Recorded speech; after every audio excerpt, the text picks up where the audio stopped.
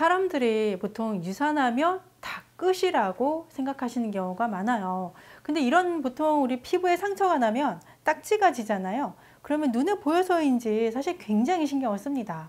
그런데 자국 내에 있는 상처는 눈에 보이지 않다 보니까 신경을 잘 안 쓰시더라고요. 여자의 몸은 자궁에서 시작이 되잖아요. 그렇기 때문에 더욱더 깊은 관심이 필요합니다.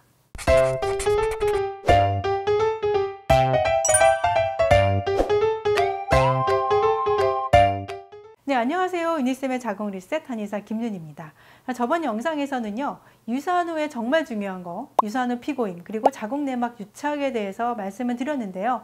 오늘은 유산 후에 3달간 잘 지켜보셔야 하는 거 5가지 알려드릴게요.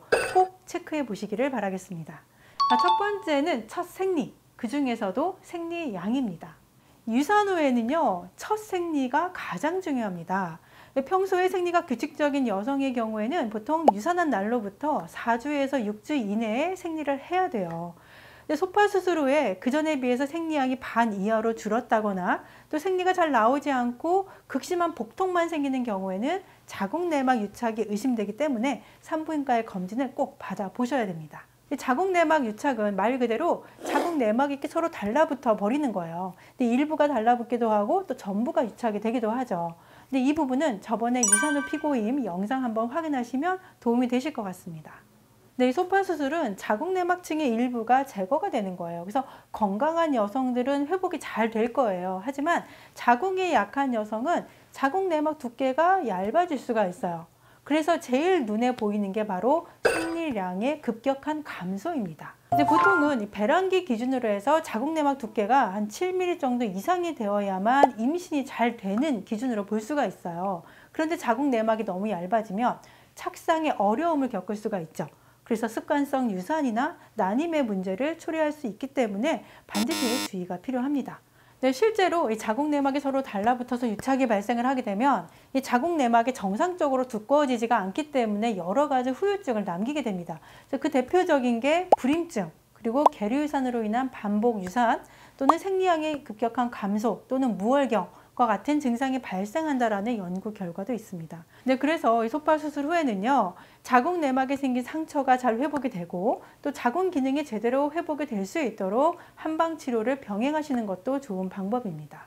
두 번째는 생리 주기. 초기 유산이라고 하더라도 우리가 임신에서 유산으로 이어지는 과정에서 호르몬의 급격한 변화를 겪게 됩니다. 그래서 월경 주기가 불규칙해지는 경우가 발생을 하게 되는데요.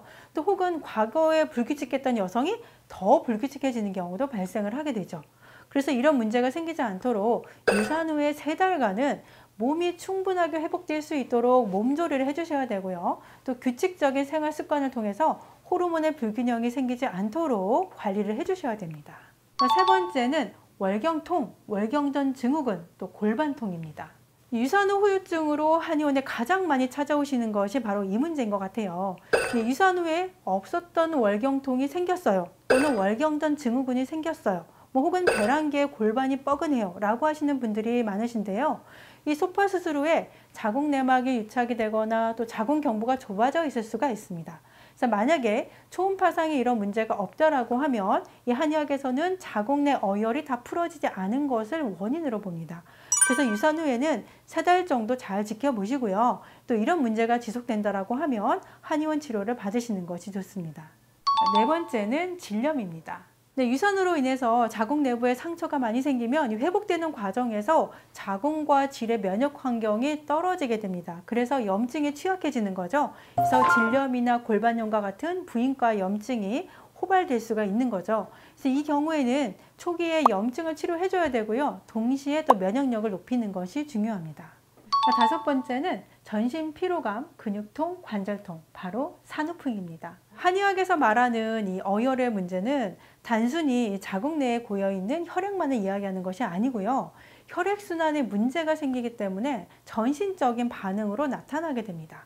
그래서 초음파 검사상 자궁이 깨끗해요 라고 해도 부종이나 체중 증가, 혹은 말초순환 저하로 인한 냉증, 저림, 시림 이런 감각 이상 증상도 보이고요. 또 아랫배의 묵직함이나 잔뇨감 등의 증상을 느낄 수가 있는 거죠. 그래서 출산 후에만 산후풍이 생긴다라고 생각하기가 쉬운데요. 유산 후에도 아이를 낳은 것과 마찬가지로 몸조리를 제대로 하지 않으면 산후풍이 생길 수가 있습니다.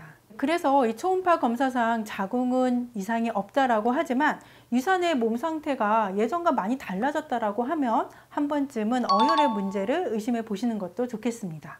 유산 후 몸조리, 이게 내 몸이 다쳐서 하는 치료라고 생각을 하셔야 돼요. 가만히 둔다라고 해서 저절로 회복되는 것이 아닙니다. 네, 그래서 다음 시간에는 유산 후 몸조리 어떻게 해야 되는지에 대해서 말씀드리도록 하겠습니다.